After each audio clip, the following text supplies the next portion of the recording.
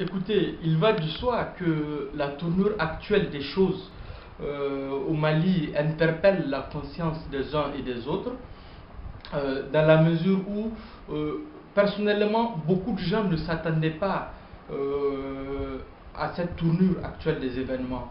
On voit un MNLA qui est de plus en plus fort, on voit un MNLA qui est en train de prendre de plus en plus de force et de terrain, qui contrôle actuellement plus d'un tiers du territoire malien. Le dernier coup de force est la prise du camp d'Amachache à Tessélit. Et avant cela, il y a eu le massacre d'Aguelok où l'armée malienne a subi une défaite et qui continue justement à subir des défaites.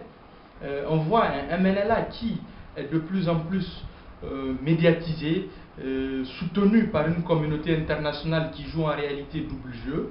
On voit également un MNLA appuyé par des groupes terroristes, par des groupes islamistes, notamment avec la présence d'Al-Qaïda au Maghreb et le groupe islamiste Touareg de Yadagali, qui a notamment participé à la prise du camp d'Amachache.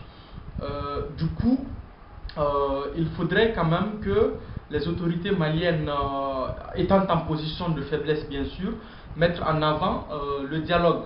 Parce que la tournure actuelle de ces événements conduisent inéluctablement la nation malienne vers une séparation qui, de mon point de vue, n'arrangerait pas l'État malien, n'arrangerait pas également les pays voisins du Mali, notamment le Niger, la Mauritanie, l'Algérie, parce qu'on a vu en principe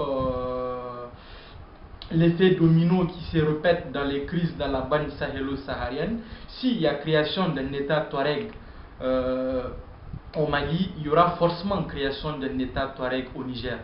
Du coup, il s'agit pour les autorités de ces pays de vite se concerter, de mettre en avant le dialogue. Il ne s'agit pas de mettre le dialogue en avant tout en envoyant des militaires pour aller combattre le MNLA. Il s'agit quand même de la souveraineté du Mali.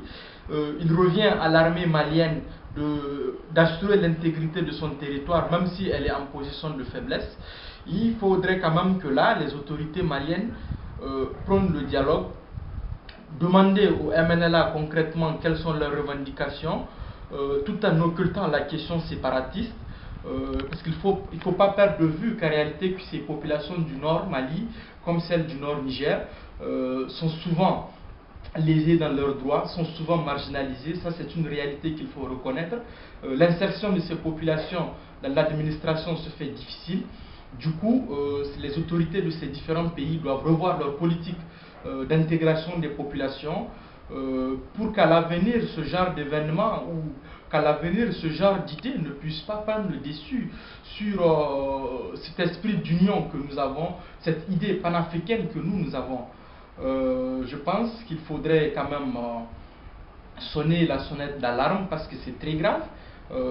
La prise du camp d'Amachache, le massacre d'Aguelok, bientôt la marche vers Gao, Kidal, Tombouctou pour pouvoir contrôler tout l'Azawad, c'est quand même inquiétant.